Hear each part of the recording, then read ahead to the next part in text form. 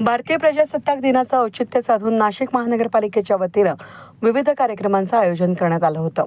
नाशिक महानगरपालिका राजीव गांधी भवन मुख्यालय या ठिकाणी आज आयुक्त तथा प्रशासक मनीषा खत्री यांच्या शुभ हस्ते ध्वजारोहण सोहळा उत्साहात संपन्न झाला.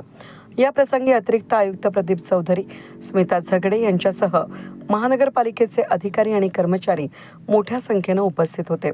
ध्वजारोहणानंतर बालविवाह विरोधी प्रतिज्ञा, त्याचबरोबर माझी वसुंधरा अभियानाअंतर्गत पर्यावरणपूरक संदेश देणारे शपथ जनसंपर्क अधिकारी योगेश कमोत यांनी उपस्थित अधिकारी आणि कर्मचाऱ्यांना दिली.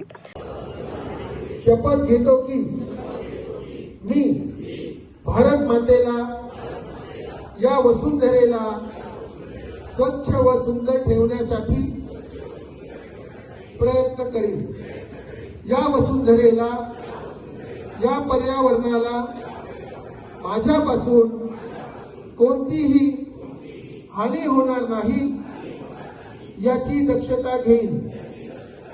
मी या देशाला सुजलाम सुफलाम करण्यासाठी कटिबद्ध राहील व माझ्याकडून पर्यावरणाला त्रास होईल असे कोणतेही काम करणार नाही.